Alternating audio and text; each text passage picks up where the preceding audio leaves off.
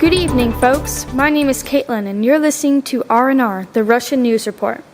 Today is Monday, April 30th, 1945, and we have word of shocking news. The Red Army has discovered the body of Adolf Hitler inside the Führer bunker in Berlin. Just last week, the Soviets were able to advance on the city of Berlin, which was bombarded with artillery fire on April 20th, which is in fact the birthday of Hitler. And on April 21st, Soviet tanks began advancing on the city. Then on April 22nd, Hitler suffered a total nervous breakdown when he heard his orders to move the SS armies to rescue Berlin were failed to be obtained. Hitler quickly became enraged and took his frustration out on his commanders, culminating in a declaration that the war was lost. Hitler announced that he would stay in Berlin until the end. Later that day, he asked SS physician Dr. Werner Hayes about the most reliable method of suicide. Hayes suggested the pistol and poison method of combining a dose of cyanide with a gunshot to the head. When Hermann Göring learned about Hitler's suicide pact, he asked for permission to take over the Reich in accordance with Hitler's suicide. Permission was granted, and Göring was named Hitler's successor. Hitler's influential secretary, Martin Bormann, convinced Hitler that Göring was threatening a coup.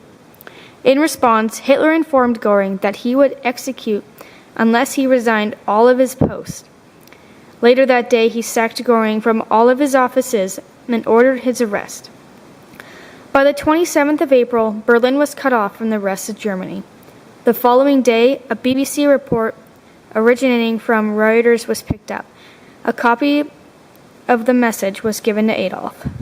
Inside the report, Hitler found that Reichsfuhrer SS Heinrich Himmler had offered to surrender a Western allies, but the offer was declined. Hitler was furious and ordered that Himmler implied having the authority to negotiate surrender. Hitler considered this as a treason and ordered Himmler's arrest and had Hermann Figgelin, Himmler's SS representative at Hitler's headquarters in Berlin, to be shot. With this recent news of Hitler's death, this seems to be the 11th hour for the Reich and the other members of the Axis, and hopefully it's the end of the war itself. Now we are going live to Dylan, who's been following around a squad of Soviet commanders and documenting this strenuous conflict. Dylan, over to you. Thank you, Katelynn. I'm standing here in a hollow shell of a bombed house with a group of Russian soldiers. We stopped here momentarily for rest and food before the squad carries on with the cleanse of Hitler's Nazis from Berlin. It's been a rough week for all of us here, but with the recent news of Hitler's death, the morality of all the troops has been way up. The Starshina, Sergeant Major, has estimated that Russia will have control of the city by Thursday.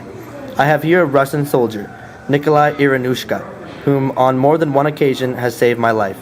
Nikolai, how do you feel after hearing news of Hitler's death? I feel overwhelmed with confidence and satisfaction.